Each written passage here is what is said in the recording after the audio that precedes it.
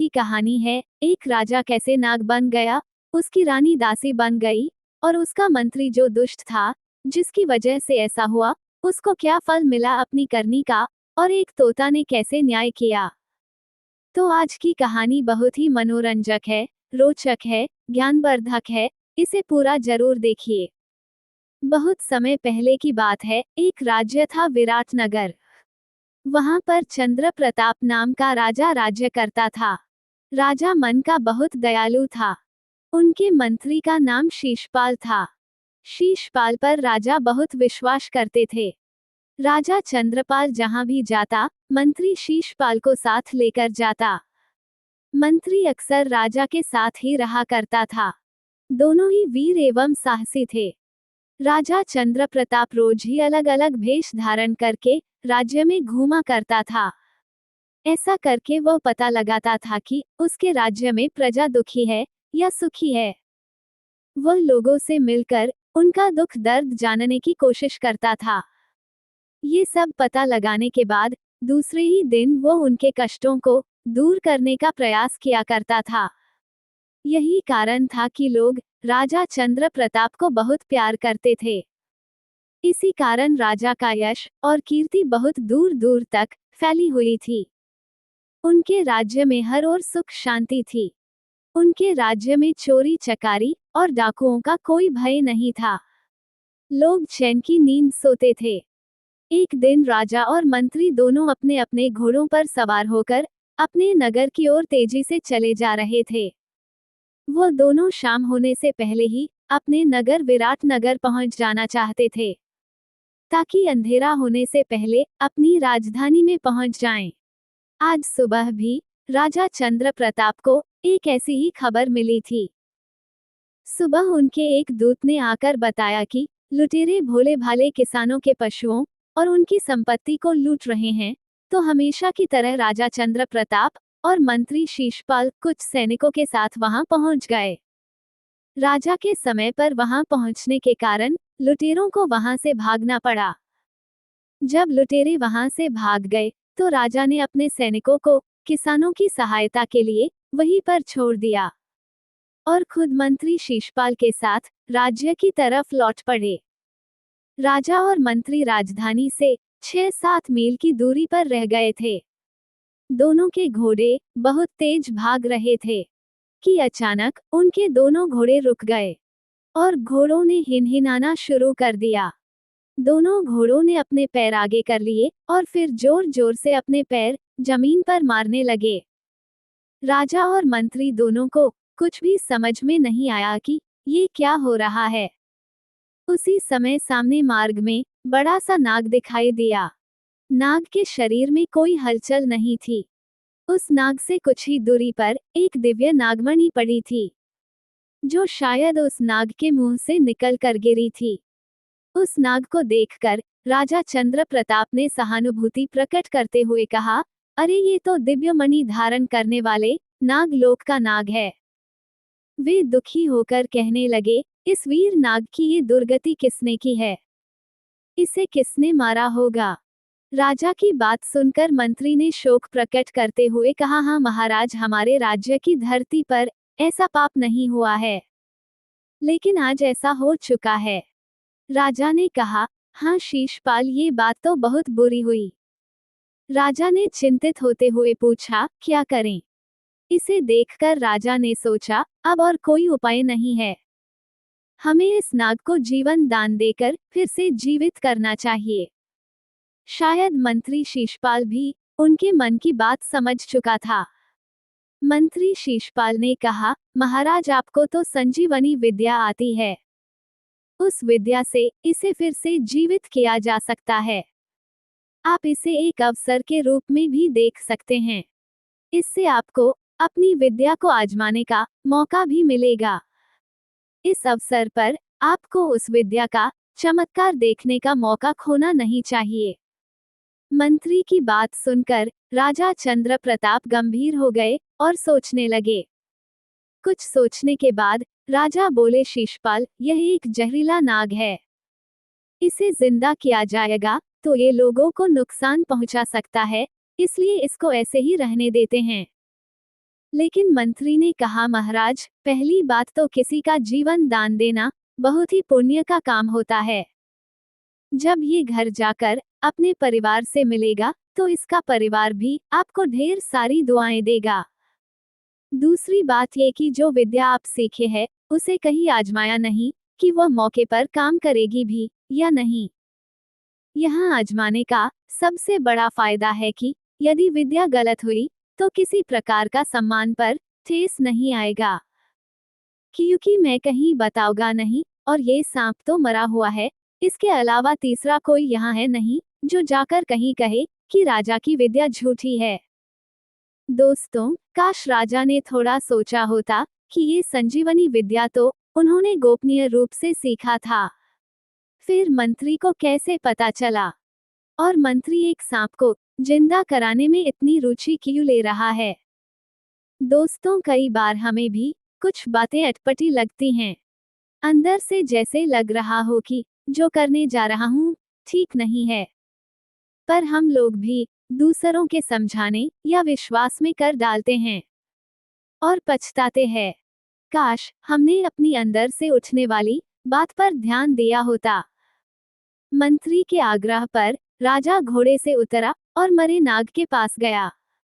राजा अपनी संजीवनी मंत्र को कुछ दूरी पर खड़े होकर पढ़ने लगे। राजा के बार बार कोशिश करने के बाद भी उस नाग के शरीर में कोई हरकत पैदा नहीं हुई। तो मंत्री ने कहा कि महाराज, देखा ना, आपकी विद्या झूठी निकली।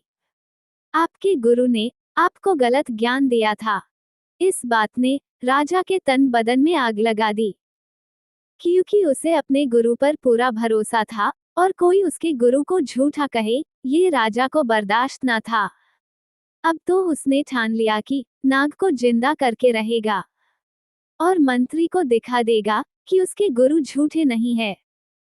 दोस्तों, कभी कभी हम दूसरों को दिखाने के लिए भी कुछ ऐसा काम कर बैठते हैं जिससे हमारा बहुत ही नुकसान हो सकता है। हम विपत्ति में पड़ सकते हैं, लेकिन उस वक्त हम विवेक से काम न लेकर आवेश से काम लेते हैं। राजा ने भी आवेश में यही किया। उसने मंत्री से कहा, मेरे गुरु ने दूसरे के शव में प्रवेश करना भी सिखाया है।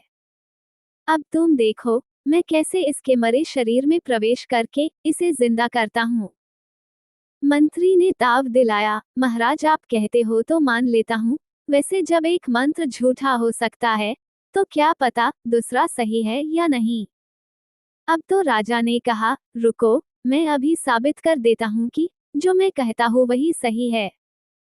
दोस्तों, सोचिए, वह राजा था, उसे किसी से कुछ साबित करने की जरूरत ही नहीं थी। वह तो जो कह देता वही सही है। किसकी हिम्मत जो राजा को चैलेंज करता, लेकिन नहीं, वो अब तो मंत्री को दिखाने की जिद में था। राजा ने मंत्री से कहा कि मैं अपने शरीर को छोड़ रहा हूँ, तुम मेरे शरीर की रक्षा करना। मैं अभी इस नाग को जिंदा करके तुम्हें दिखाता हूँ। और फिर शरीर को त्याग कर अपनी आत्मा को मंत्र बल से नाग के शरीर में प्रवेश करा दिया। नाग की शरीर में राजा की आत्मा घुसते ही नाग जीवित हो गया। इधर राजा ने जैसे ही अपना शरीर छोड़ा, तुरंत मंत्री ने अपना शरीर छोड़ राजा के शरीर में घुस गया और अपने शरीर को तलवार से काट दिया, जिससे वापस उस शरीर में जाने का ऑप्शन ही खत्म हो जाए। अब जब राजा नाग बनकर मंत्री को दिखाने के लिए मंत्री की तरफ घुमा तो देखते ही हैरान रह गया। उसका राजा का शरीर जिंदा था और बगल में मंत्री का शरीर कटा पड़ा था। अब राजा को समझते देर न लगी कि उसके साथ बहुत बड़ा धोखा हो चुका है। राजा गुस्सा होकर मंत्री को डसने के लिए दौड़ा तो मंत्री ने तलवार निकाल लिया और बोला, महाराज, आप वहीं रुक जाइए, वरना तलवार से आपके शरीर के 2 टुकड़े हो जाएंगे। मंत्री ने कहा, जब आप गुरु के यहाँ संजीवनी और आत्मा प्रवेश विद्या सीखने जाते थे तो मैं भी चुपचाप सब कुछ सीख रहा था। जब आप आज नाग को जीवित करने संजीवनी मंत्र पढ़ रहे थे तो मैं आपके पीछे खड़ा उसका उल्टा मंत्र पढ़ रहा था, इसलिए उस नाग पर आपके मंत्र का असर नहीं हो रहा था। फिर मैंने जानबूझकर आपको आपके गुरु के प्रति भड़काया जिससे आप ताव में आकर अपना शरीर छोड़ नाग के शरीर में घुस गए। मैं बहुत दिनों से इसी अवसर के तलाश में था कि कब आप किसी के शव में प्रवेश करें और मैं आपकी छोड़ी शरीर में प्रवेश कर आपका स्थान ले सकूं। अब मैं आपकी जिंदगी बख्श रहा हूं। आप जाओ नागलोक और मैं राजा बनकर राज करूंगा। दोस्तों, इसीलिए कहा गया है कि एक हाथ बचाकर रखना चाहिए। यानी किसी को सब कुछ मत सिखा दीजिए। कुछ खास चीज अपने लिए भी रखना चाहिए। क्या पता कोई कब विमुख हो जाए और आपको ही कंपटीशन दे दे। कोई कितना भी करीबी हो, पर्सनल राज छुपा कर ही रखें। अब राजा भी पछता रहा था कि क्यों मंत्री को हर वक्त साथ रखा, क्यों सब कुछ बता कर रखा। राजा का कोई ऐसा राज न था जो मंत्री को पता न हो। यानी कोई सोच भी नहीं सकता था कि ये राजा नहीं, राजा के भेष में मंत्री है। राजा ने गुस्सा कर मंत्री से कहा कि देख, तूने जो मेरे साथ किया है उसका दंड तुझे जरूर मिलेगा। भगवान की यहाँ देर है पर अंधेर नहीं है। पर मंत्री अब तो राजा के शरीर में था, तो राजा वाला तेवर भी था। उसने कहा कि अब यहाँ से निकल ले और जो तू कर पाए वो कर लेना। मैं तो चला तेरे राज पर राज करने। इतना कह मंत्री ढेर सारे ख्वाब बुनते हुए राज्य की तरफ चल पड़ा। बेचारा राजा अब कुछ कर भी नहीं सकता था। उसी के अपने ने विश्वासघात करके सब कुछ छीन लिया था। अब सिवाय जंगल में खिसक जाने के अलावा कोई उपाय भी न था। उधर राजा के शरीर में मंत्री राज्य में पहुंचा तो सभी ने राजा का स्वागत जोर शोर से करना शुरू किया। तो मंत्री ने कहा, स्वागत व खुशियां मनाना बंद करो। हमारे मंत्री को जंगल में शेर ने खा लिया है।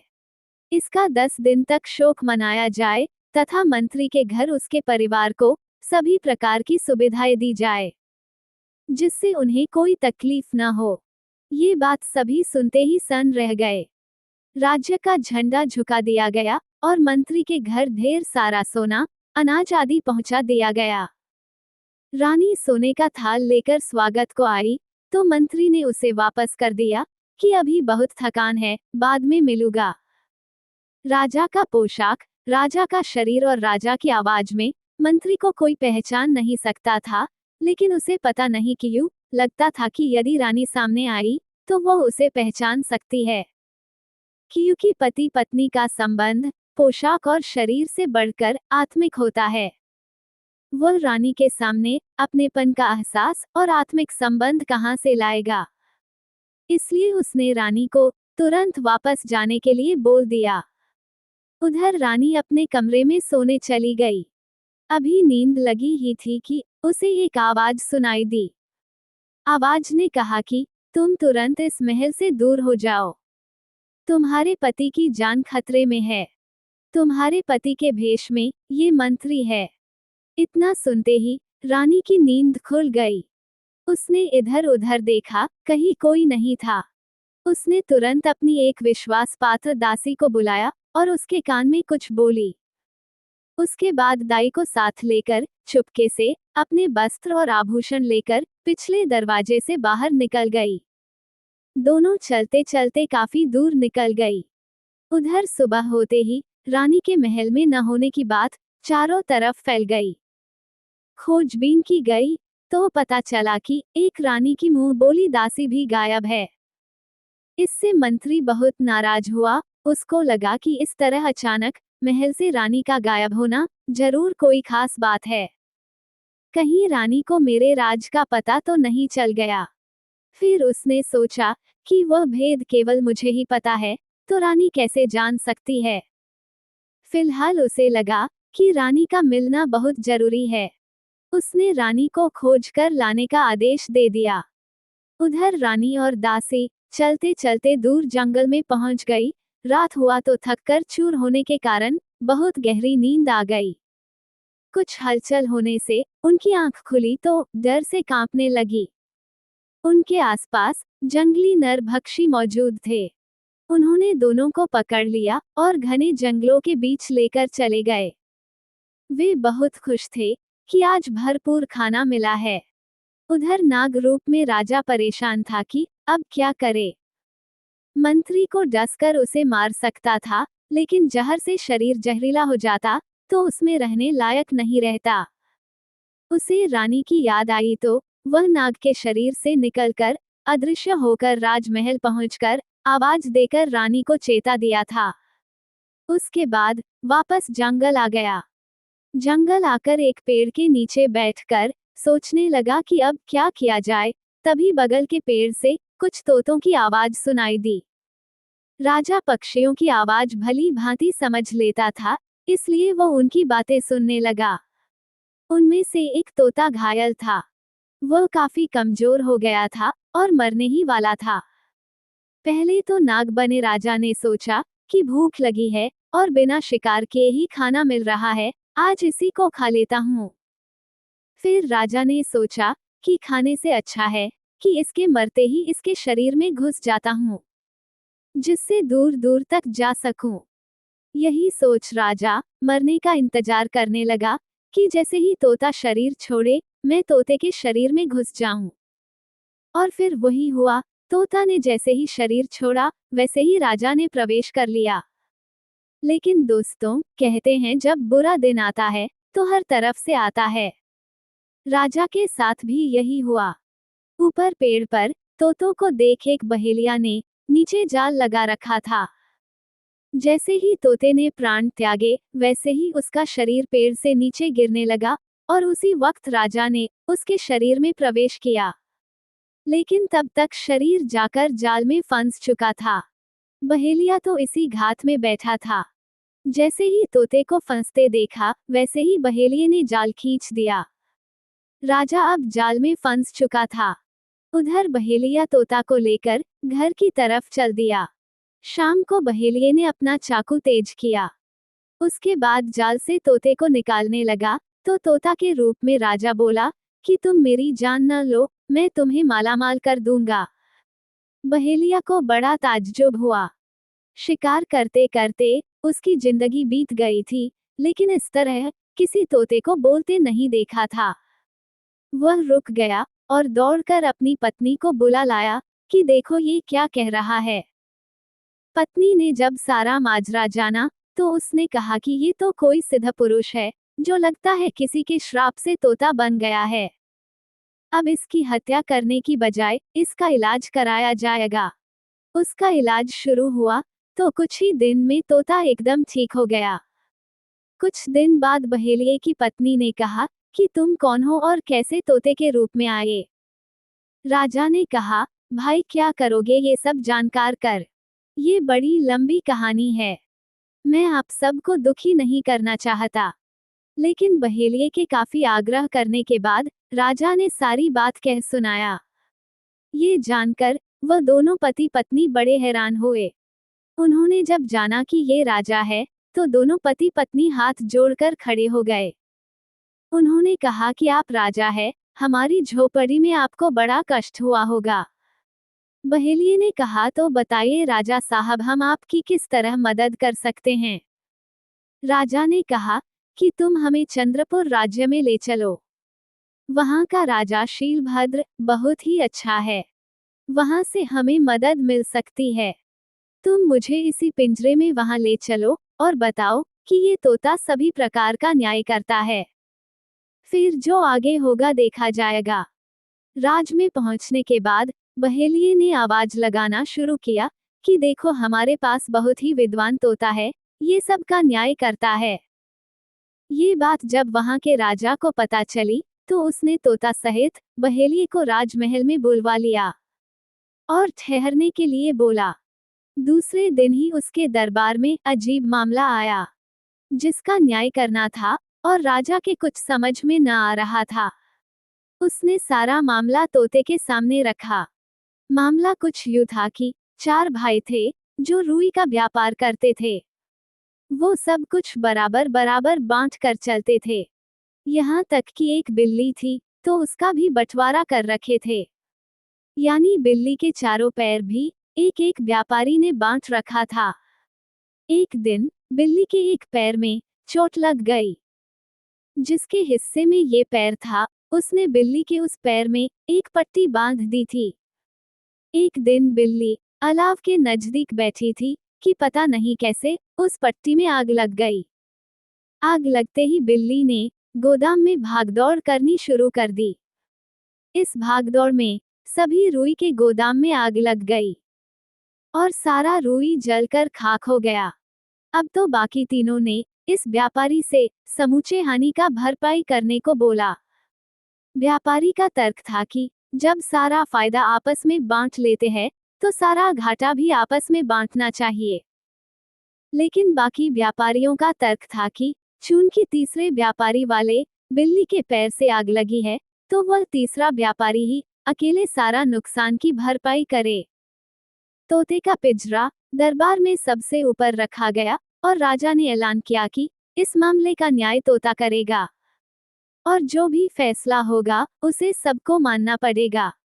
तोते ने बोलना शुरू किया कि जब बिल्ली के पैर में आग लगी तो बिल्ली अंगीठी के पास बैठी थी। आग चोट खाए पैर में लगी जरूर, पर रुई के गोदाम तक जिन पैरों ने बिल्ली को पहुंचाया वे पैर दोषी हैं। इसलिए इस घाटा को केवल तीनों व्यापारी भरेंगे। अब तो दरबार में सभी चकित हो गए कि जिसने बिल्ली की सेवा की उससे ही घाटा वसूलने का मंसूबा फेल हो गया। सभी तोते का जय जयकार करने लगे। राजा भी तोते की चतुराई से बहुत खुश हुआ और बहेलिये को ढेर सारा इनाम देकर तोते को ले लिया। बहेलिया अब वास्तव में मालामाल हो चुका था। राज्य में तोते की ख्याति दिन प्रतिदिन बढ़ती जा रही थी। राजा भी राज दरबार के तमाम कामों में तोते से सलाह लिया करता था। एक दिन राजा ने तोते से कहा कि आखिर आप कौन हो? आप पूर्व जन्म में क्या थे और आप इतना विद्वान कैसे हैं? तो तोता ने अपनी सारी कहानी राजा से कह सुनाई। राजा ये सुनकर बहुत हैरान हुआ कि ये तोता वास्तव में एक राजा है। उसने कहा, हमारे यहाँ जो भी दुख हुआ उसके लिए हमें खेद है। अब बताइए आपके लिए मैं क्या कर सकता हूँ? तोते ने कहा कि हमने जब से संदेश दिया था हमारी रानी हमारा राज्य छोड़कर कहीं जा चुकी है। उसका कहीं अता पता नहीं है।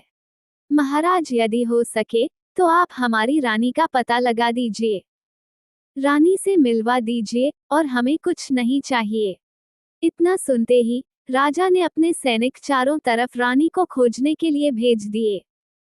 सैनिक भी नदी, नाले, पहाड़, जंगल सब तलाशने के लिए निकल गए।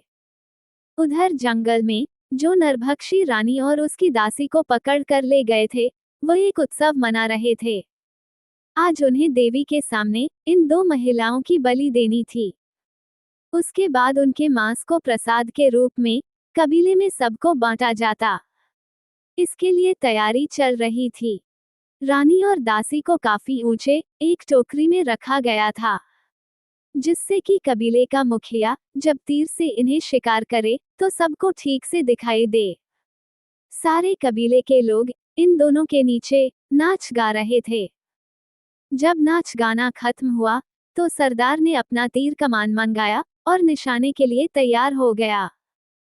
इधर रानी और दासी घबराहट से आंखें मूंदे ईश्वर से प्रार्थना कर रही थी कि हे भगवान, कैसे भी हो जान बख्श दीजिए। राजा से मुलाकात भी नहीं हुई, पता नहीं राजा किस हाल में है। मुखिया तीर छोड़ने ही वाला था कि तभी एक चमत्कार हुआ। एक बड़ा सा गिद्ध कहीं से उड़ता हुआ आया और टोकरी सहित इन लोगों को लेकर उड़ गया। नीचे सभी नरभक्षी ये चमत्कार देखकर हैरान रह गए कि ऐसा कैसे हो गया। अब कबीले पर कोई आफत न आ जाए क्योंकि बलि चढ़ा नहीं पाए हैं। उधर वह बड़ा सा गिद्ध रानी और दासी को लेकर अपने घोंसले की तरफ उड़ चला। घोंसला काफी दूर पहाड़ की तलहटी में था, जहां चारों तरफ समुद्र था। उसने ले जाकर इन दोनों को वहां रखा। उस वक्त उसकी मादा गिद्ध कहीं शिकार के लिए गई हुई थी, इसलिए अपनी मादा को बुलाने के लिए गिद्ध काफी जोर जोर से आवाज देने लगा। वह सोच रहा था कि दोनों आ जाए तो इन्हें खाया जाए।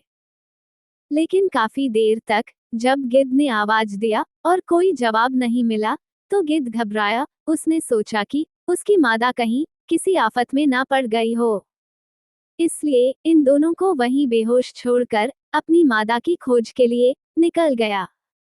इधर ये दोनों समुद्र के किनारे रेत पर पड़ी हुई थी। वहां तक समुद्र का पानी बार बार आ जा रहा था। समुद्र के पानी के टकराने से इन दोनों को होश आया तो इन्होंने देखा कि वह तो एक सुनसान जगह पर समुद्र के किनारे पड़ी हुई है, जहां दूर दूर तक केवल पानी फैला हुआ है। इन दोनों को अपनी किस्मत पर रोना आ गया कि वक्त कैसा कैसा दिन दिखा रहा है। एक जगह मौत से बची तो दूसरी जगह आकर फंस गई। ये सोच ही रही थी, तभी दूर एक जहाज आता हुआ दिखाई दिया। रानी ने तुरंत अपना आंचल फाड़ा और उसे एक डंडे में लपेटकर झंडे की तरह हिलाना शुरू किया। रानी की यह मेहनत रंग लाई। थोड़ी देर बाद जहाज उन्हें अपनी तरफ आता दिखाई दिया। दरअसल जहाज के कप्तान ने अपनी दूरबीन से देख लिया था कि कोई महिला है जो इस वीरान जगह पर कहीं से फंस गई है और वह मदद मांग रही है। कैप्टन बड़ा दयालु था। वह जहाज नजदीक लाया और जब काफी नजदीक जहाज आ गया तो उसने जहाज से छोटी डोंगी उतारी और लोगों को भेज दिया कि जाओ महिलाओं को लेकर जहाज पर आओ। जब महिलाएं जहाज पर आई तो उनसे उसने हाल चाल पूछा तो उसने बताया कि वह बहुत परेशानी में है और कोई बड़ा पक्षी लाकर यहाँ छोड़ गया है, इसलिए वह यहाँ फंस गई। वह जहाज चंद्रपुर की तरफ ही जा रहा था। दरअसल वह एक व्यापारी था जो चंद्रपुर की तरफ अपना सामान बेचने जा रहा था। जब वह चंद्रपुर पहुंचा तो इन दो महिलाओं को भी राज दरबार में लेकर गया। राजा ने पूछा कि दोनों महिलाएं कौन हैं, तो व्यापारी ने कहा कि यह एक सुनसान टापू पर फंसी हुई थी। इन्होंने मदद मांगा तो मैंने इन्हें अपने जहाज पर शरण दे दिया और इन्हें आपके पास ले आया। राजा ने महिलाओं से हाल चाल पूछा तो महिलाओं ने कहा कि अभी हम लोग बहुत ही परेशान हैं, बहुत थके हैं, अभी इस हालत में नहीं है कि हम पूरी बात बता सके। हमें थोड़ा आराम करने का मौका दीजिए, उसके बाद हम अपनी पूरी बात बता देंगे। राजा को भी उनकी बात सही लगी। वह काफी परेशान हालत में थी। उसने अपने सैनिकों को बुलाया और इन दोनों को अपने महल के अंतःपुर में ले जाकर ठहराने के लिए बोल दिया। सैनिक लेकर अंतःपुर में चले गए। कुछ दिन रानी और दासी राजा के महल में रहे। फिर रानी ने कहा कि राजा साहब, हम इस तरह आपके यहाँ नहीं रह सकते, हमें भी कोई काम दिया जाए। आपके यहाँ तमाम दास दासियां हैं, उनमें से हमें एक समझा जाए। इस तरीके से जब कुछ करके खाएंगे तो हमारे सम्मान को ठेस नहीं पहुंचेगी। राजा ने कहा, ठीक है, तुम अगर काम करना चाहती हो तो हमारी बेटी की सेवा करो। हम तुम्हें अपनी बेटी की दासी नियुक्त करते हैं। और जो दासी थी उसे रुखसत कर दिया, क्योंकि वह दासी ईमान की ठीक नहीं थी। थोड़े बहुत सामान इधर उधर चोरी भी कर लेती थी।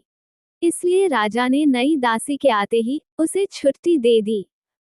अब तो पुरानी दासी काफी क्रोधित हुई। उसने सोचा कि मौका मिलेगा तो इसका बदला जरूर लेगी। इधर रानी बनी दासी राजकुमारी की सेवा करने में लग गई, लेकिन वो बहुत परेशान रहती थी। एक दिन राजकुमारी ने उसकी परेशानी को देखते हुए काफी कुछ पूछा, लेकिन रानी ने कुछ बताया नहीं। उसने सोचा कि बताओगी तो बेचारी राजकुमारी नाहक परेशान होगी। तब राजकुमारी ने कहा कि चलो कहीं टहल कर आते हैं, जिससे तुम्हारा कुछ मन बहल जाएगा। राजकुमारी रानी और दासी को लेकर बाग की तरफ टहलने निकल गई। ये बात पुरानी दासी को जैसे ही पता चली, वह रानी के कमरे में पहुंच गई और उसका रत्न जड़ित कंगन चोरी करके चुपके से महल से बाहर निकल गई। जब राजकुमारी और दासी वापस आई तो राजकुमारी को पता चला कि उसका कंगन गायब है। ये बात राजा तक गई तो राजा ने सोचा कि इसी नई दासी ने चोरी किया होगा। दूसरे लोगों को भी लगा कि और कोई आता जाता है नहीं, सब पुराने लोग हैं, इसी ने चोरी की होगी। राजा गुस्सा होकर रानी और उसकी दासी को महल से बाहर जाने का आदेश दे देता है और सैनिकों को कंगन तलाशने का आदेश दिया। रानी और दासी एक बार फिर बेघर हो चुकी थी। उन्हें समझ में नहीं आ रहा था कि किस्मत उनकी किस किस तरह से परीक्षा लेगी। वो फिर एक तरफ चल पड़ी। उधर सैनिकों ने कंगन को तलाश लिया। वो पुरानी दासी के घर में मिला। पुरानी दासी और कंगन को ले जाकर राजमहल में पेश किया। अब राजा को सही बात पता चला कि कंगन उन दो महिलाओं ने चोरी नहीं किया था, बल्कि उन्हीं की पुरानी दासी ने चोरी किया था। राजा को अपनी गलती का पछतावा हुआ। उसने तुरंत अपने सैनिकों को भेजा कि जाओ उन दो महिलाओं को सम्मान से वापस लेकर आओ। सैनिक निकले और फिर कुछ दूर पर वह दोनों मिल गई। उन्हें वापस राज दरबार लेकर चले आए। राजा ने उनसे माफी मांगा और कहा कि हमारी वजह से आपको बहुत तकलीफ पहुंची है, जिसके लिए हम क्षमा मांगते हैं। वहां तोता भी मौजूद था। तोते की नजर जैसे ही रानी पर पड़ी तो उसने अपनी रानी को पहचान लिया और रोने लगा। पिंजरे को जोर जोर से खड़खड़ाने लगा। अचानक राजा की नजर जब तोते पर पड़ी तो वह पिंजरे के पास आया और बोला, आप इतने परेशान क्यों हैं? आपकी आंखों से आंसू क्यों बह रहे हैं? तब तोता ने कहा कि ये हमारी रानी है और अपनी रानी का ये हाल देखकर उसे रोना आ रहा है। अब तो राजा को और भी बहुत अफसोस हुआ कि एक रानी को उसने दासी बना कर रखा। रानी उसके यहाँ नौकरी करती रही। उसने दोनों से माफी मांगा। रानी ने भी जब जाना कि ये तोता ही उसका पति है, तो रानी भी काफी दुखी हुई कि उसके पति को कैसी कैसी तकलीफ झेलनी पड़ी। रानी और तोता एक कमरे में रहते।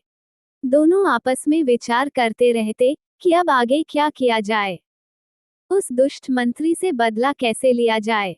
कुछ दिन बीत गया। इधर राजकुमारी के विवाह की तैयारी होने लगी। रानी ने सलाह दिया कि राजा से कहा जाए राजकुमारी का स्वयंवर किया जाए, जिससे राजकुमारी को सबसे अच्छा पति मिले। फिर उसने तोता बने राजा से कहा कि आप राजा को स्वयंवर में ये शर्त रखने के लिए कही कि जिसे संजीवनी मंत्र आता हो, राजकुमारी उसी से शादी करेगी। तोते के समझ में कुछ खास नहीं आया, लेकिन फिर भी उसने हामी भर ली कि ठीक है, वह राजा को इस शर्त के लिए तैयार करेगा। दूसरे दिन तोता बना राजा ने राजा से कहा कि राजकुमारी के विवाह के लिए सबसे उपयुक्त वर वह होगा जिसको संजीवनी विद्या आती हो, इसलिए राजा स्वयंवर में ये शर्त रखे कि राजकुमारी उसी के गले में वरमाला डालेगी जिसको संजीवनी विद्या आती होगी। कुछ दिन बाद स्वयंवर का दिन भी आ गया, लेकिन उसी दिन पता नहीं कहां से दो औरतें लड़ती हुई एक मरी हुई मुर्गी लेकर राजा के पास आई। एक महिला कह रही थी कि पड़ोसन के कुत्ते ने उसकी मुर्गी को मार डाला है, हमें न्याय मिलना चाहिए। राजा को बहुत गुस्सा आया कि उसके यहाँ स्वयंवर चल रहा है और यह अपने मुर्गी का मुकदमा लेकर आ गई है। राजा ने कहा कि ठीक है, तुम्हारी जितने की मुर्गी हो उतना दाम ले लो और मामला खत्म करो। आज हम बहुत ही व्यस्त हैं, हमारे यहाँ बेटी का स्वयंवर चल रहा है। लेकिन वो महिला नहीं मानी। उसने कहा कि मुझे तो यह मुर्गी ही जिंदा चाहिए, क्योंकि यह मुर्गी मेरे पिताजी ने दिया था। इस मुर्गी से मुझे बहुत लगाव है। मुझे इसके बदले कोई पैसा नहीं चाहिए। अब राजा बहुत परेशान हुआ, ये कैसे हो सकता है। तभी ध्यान आया कि आज के स्वयंवर में शर्त ही यही है कि जिसे संजीवनी विद्या आती होगी उसी से राजकुमारी का विवाह होगा। राजा ये सोचकर खुश हो गया कि चलो लगे हाथ इस विद्या की परीक्षा भी हो जाएगी। उसने मुर्गी को लाकर स्वयंवर में रख दिया। उसने कहा कि जिसको संजीवनी विद्या आती हो वह इस मुर्गी को जिंदा करें। स्वयंवर में दुष्ट मंत्री शीशपाल भी आया हुआ था। उसने कहा कि मैं मुर्गी को जिंदा कर दूंगा। उसने मुर्गी के सामने खड़े होकर अपना मंत्र पढ़ना शुरू किया, लेकिन उसके पीछे पिंजरे में राजा ने उसका उल्टा मंत्र पढ़ना शुरू किया। परिणाम ये हुआ कि मंत्री शीशपाल के लाख कोशिश करने के बावजूद मुर्गी जिंदा नहीं हुई। भरे दरबार में उसकी खिल्ली उड़ने लगी। लोग मजाक उड़ाने लगे। ये देखकर वह चिढ़ गया। उसने कहा, मुझे एक खाली कमरा दिया जाए, मैं उस कमरे में बैठकर अकेले मंत्र जाप करूंगा और मुर्गी को जिंदा कर दूंगा। दरअसल उसने सोचा कि बंद कमरे में अपना शरीर छोड़ेगा और आकर मुर्गी के शरीर में प्रवेश कर लेगा। मुर्गी को जिंदा करके सबको दिखा देगा और बंद कमरे में उसका शरीर सुरक्षित रहेगा।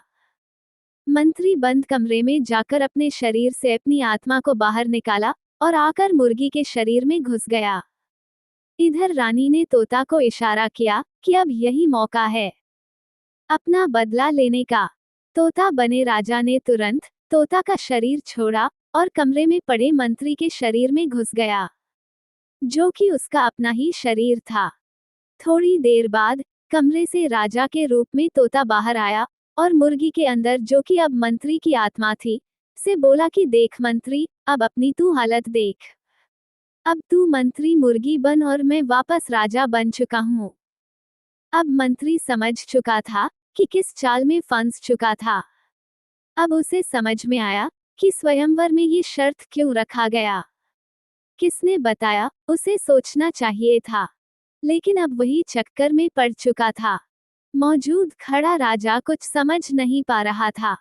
उसने सारा माजरा पूछा, तो अब वास्तव में राजा ने उसे सारी बात बताई कि यही वह दुष्ट मंत्री है जिसने मुझे नाग के शरीर में घुसते ही मेरे शरीर में घुस गया था, लेकिन आपके स्वयंवर में मुझे वापस इसके शरीर में घुसने का मौका मिल गया।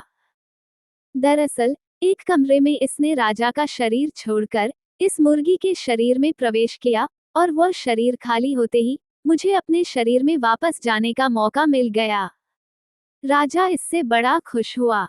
राजा रानी एक बार फिर मिल चुके थे। मंत्री को अब उसकी करनी का फल मिल गया था, लेकिन मंत्री कहीं दोबारा किसी के साथ ऐसा ना कर सके, इसलिए राजा ने उस मंत्री को फांसी की सजा दे दी। इधर जो दो महिलाएं झगड़ा करते हुए आई थी, दरअसल वह रानी और दासी थी, जो भेष बदलकर आपस में लड़ाई कर रही थी। राजा रानी और दासी को लेकर अपने राज विराटनगर आ गया। पूरा राज खुशियां मना रहा था। फिर उसने उस बहेलिये को अपने यहाँ बुलवाया और उसे रहने के लिए अच्छा खासा जागीर दिया। दोनों पति पत्नी बहेलिया खुशी से रहने लगे। तो दोस्तों, आज की कहानी अगर आपको पसंद आई हो तो इस वीडियो को लाइक करें, चैनल को सब्सक्राइब कर लें और अपने दोस्तों में शेयर भी कर दें। पूरा वीडियो देखने के लिए आपका बहुत बहुत धन्यवाद। मिलते हैं फिर और किसी मजेदार कहानी में। जय हिंद।